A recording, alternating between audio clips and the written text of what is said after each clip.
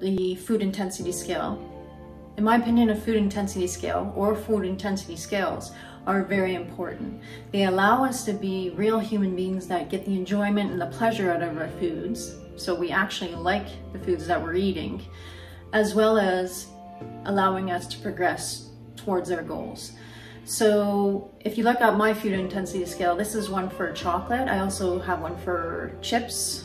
I have one for ice cream. So you should make those in food intensity scales for the food groups that you kind of get tripped up on. So what I'm going to say tripped up on is, for me, a 10 on my food intensity scale is Reese's peanut butter cups.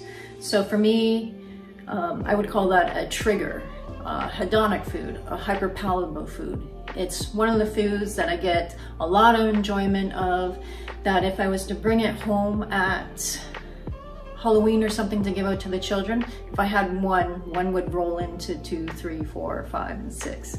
So it'd be very, very hard for me to stop if I brought it into the house.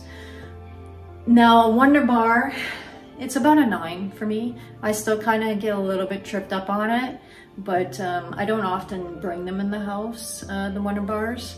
So, but it's still a 9 for me. Now, as we progress down the scale, a Hershey's, the cookies and cream, or just the solid Hershey's, is about a 7 for me, meaning that it gives me still that hit of pleasure, and it still gives me the enjoyment, and it still is like an actual candy bar, a chocolate bar. I still get all those sensations of pleasure and all those kicks out of a Hershey's, but here's the real kicker. I won't even overeat on a Hershey's. Okay, so 1 would be enough for me. Now, as we progress down, a 5 would be a Smarties. So in America, M&M's is probably about an 8 for me. I really like M&M's. So a 5 would be a Smarties. So at this point in the line, for me personally, if it was a super stressful day, a season of stress and change in my life, a 5 for a Smarties is not going to do it. And it's actually going to be a detriment to me, meaning that I'm going to have a box of Smarties and then it's not going to fulfill me, because once again, it's a season of stress in my life. So I'm going to have to, if I didn't know any better, I would have another box to try to get that enjoyment and that fulfillment out of it. And then that's probably not going to satisfy me either. So maybe I then try a Hershey's, and hopefully that would satisfy me. As you can see, had I just not had my Reese's peanut butter cups, I would have stopped earlier than 2 boxes of Smarties and a chocolate bar of Hershey's. Now, if it was not a season of stress in my life, not a season of change, I might be able to just have a box of Smarties, and that would be okay with me, or a few Smarties, and that would be okay with me. I would get that hit of pleasure and that enjoyment.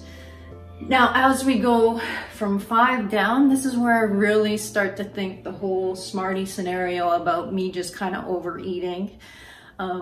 That, as well as the fact that I'm not going to get the enjoyment and the pleasure out of it, but what I am going to get is a lot of calories. I'm not going to get the nutrients from it that I would want. So it starts to become a not really to me. Now, if you were to make me a dessert and it was a 5 and below, and I actually like the dessert, it's something that I like, then I would eat it. Now, if you were going to give me something that's below a 3, or certainly a 1 or a 0, I would just say no, I just don't like it. Because as you see, Almond Joy is my 0. It's like, I don't like it. I'm not sure who does, but it's just not worth it to me. And it's not pleasurable. I'm just taking in those calories. I'm not getting any nutrients. So for me, not enjoyable, and it has all the detriments and not the benefits. So a question that I get often is, can I never have the Reese's peanut butter cup? Can I never have my 10? You most certainly can. Once again, we're gonna, in the confines of the seasons of our life and what's going on during our life at that time. If it's a stressful time in my life, I just won't bring them in, but I can still have them. I'd just go out and I would pick it up at the store and then eat it outside the store or in the store. It would be something else as well as a fact. If I was to go out with my friends, I would order something from a 10 for dessert. So it's there, I ate it, I go home, it's not in the house. And so that is a strategy to do. You don't have to give up everything in your life. Make your food intensity scales. People are gonna think, oh wow, she's super, or she or he is super disciplined. Really what you're doing, you are setting up your environment to seem like you're so disciplined because you're not actually putting in the foods that are gonna trip you up. You're adding them into your diet where they effectively can go so that you're not gonna overeat on them. You have revised, you may have to revise this list now and again, and you should think about reflecting and reviewing it, all the lists that you make, because things may change. Our taste buds do change as well, and you might have found your 7 may have gone up to an 8 or may gone down to a 3. Our taste buds do change, our lives change. Once again, set up your environment so for success, and make your food intensity scales so that you can still have pleasure and enjoyment out of your foods all along progressing towards your goals.